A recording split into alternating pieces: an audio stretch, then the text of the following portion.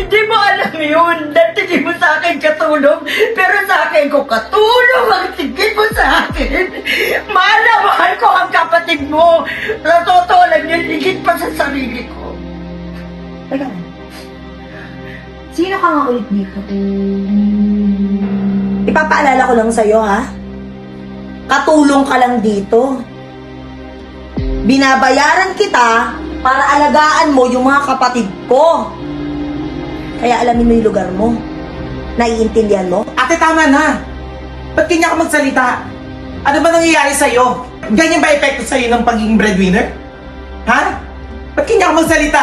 Yung taong sinasabihan mong pasahuran, yung taong nilalait-lait mo sa harapan namin ngayon, siya lang naman yung nagbigay sa amin ng pagmamahal nung wala pa. Alam mo ba yon?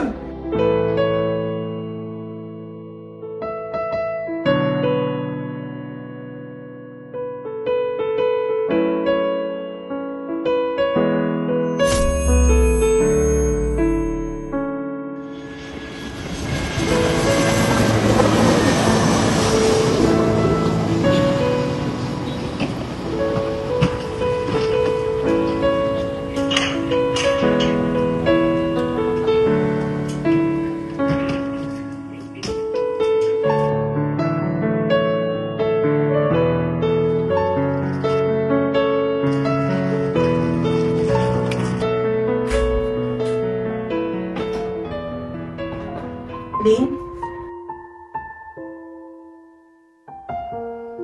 Ate? Ate? Elaine. Nandito na si ate. Pasensya ka na ako, ngayon lang ako, ha? Dilale, di na ako mawawala, okay? Kailangan ko lang kasing lumayo kasi ako lang yung breadwinner dito sa atin, eh. At talaga ba, ate? Hanggang dito talaga yan sasabihin mo?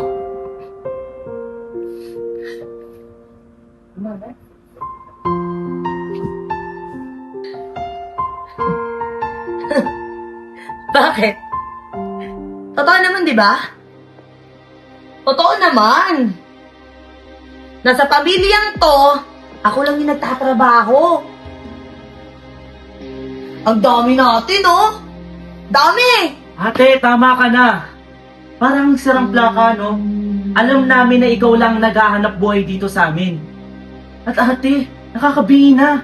Paulit-ulit ka na lang. Ulit-ulit.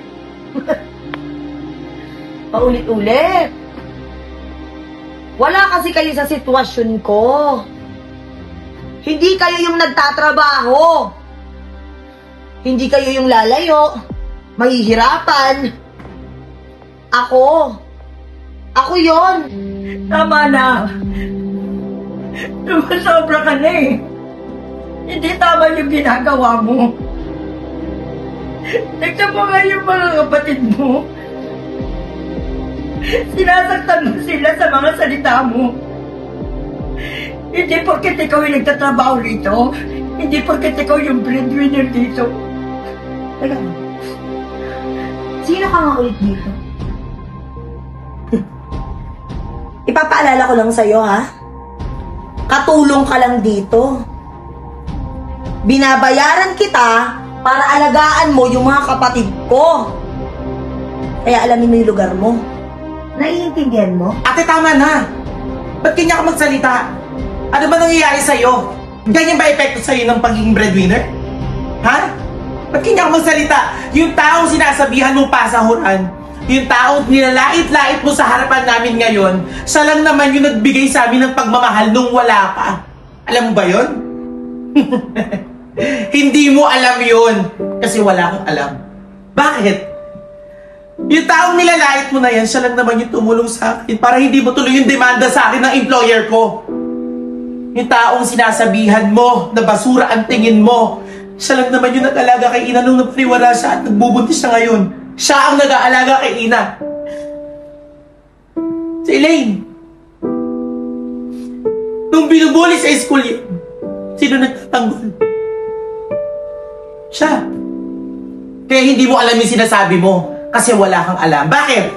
Hiniling ba namin sa'yo na, ate, hindi kami magtatrabaho. Ate, dito lang kami, palamunin lang kami. Hiniling ba namin sa'yo yun? Sino ba una nagsabi nun? Di ba ikaw? Sabi mo, huwag kami magtrabaho. Every time na nag-a-apply kami, every time na gusto namin makahawak ng sarili namin pera na pinagpaguran namin, ayaw mo. Ayaw mo yun. Bakit? Kasi nangako ka na, gagampanan ko yung hindi nagampanan na magulang natin sa inyo. Ha? Ginampanan mo o ibang tao gumanap? Siya. Yung pinangako mo sa amin, siya. Ano, i-reason mo na naman? Kasi naghahanap buhay ako. Kasi ito, ayaw mo nga kami payagang magtrabaho, di ba? Yun yung mindset mo. Ayaw mo kami pagtrabahuhin. Wala ka alam. Tapos, mamaliitin mo siya sa harapan namin. Na siyang lumayo at pinakamalaking ganap sa pamilyang to. Wala ka alam doon. Ilang graduation na ba ang nalagpasan mo? Ilang problema na ba yung pinagdaanan namin na wala ka? Kasi di ba, hindi mo nga maiwan yung trabaho mo sa Hong Kong kasi nga mahal na mahal mo. Tapos ano, pag uwi mo dito, sasabihin mo na naman, ako lahat, ako ginto ganyan. Pagmamahal ang kailangan namin. At siyang nagbigay nun. Imbis na ikaw! Ma, halika na. Uwi na tayo. Di mo deserve na tignan nas katulong lang. At di hang up dahil sinalduhan nila tayo. Pwede kang basta-basta sabihan ng ganyan.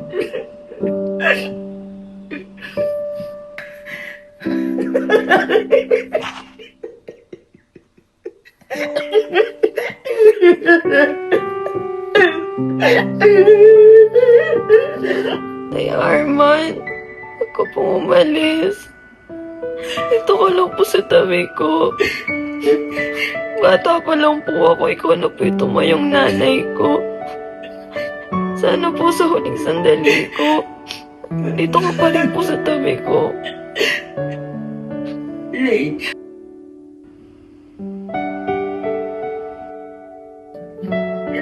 Lane. Mahal na mahal kita, Lane. Sana lumabang ka. Nandiyan naman si ate ayaw mo eh. Saka, huwag kang magkakaganyan. Kailangan mo magpahinga. Ikasasama mo yan. Mahal na mahal kita, Lane. Saka nandiyan yung mga kapatid mo. Hindi ka nila pababayaan. Huwag kang magagalit sa akin, ha? Huwag kang magagalit sa akin, nandiyan. Saka alam ko, mahal na mahal ka ng mga kapatid mo. Lane.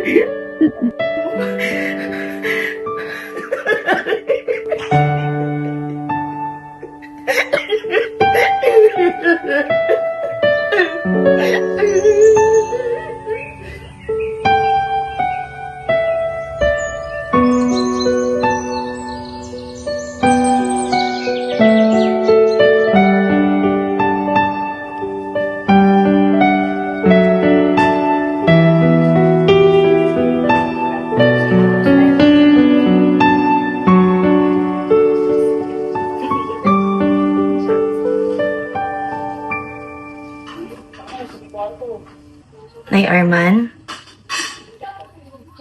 Nay? Gusto ko lang sanang humingi ng tawad sa mga nagawa at nasabi ko kahapon.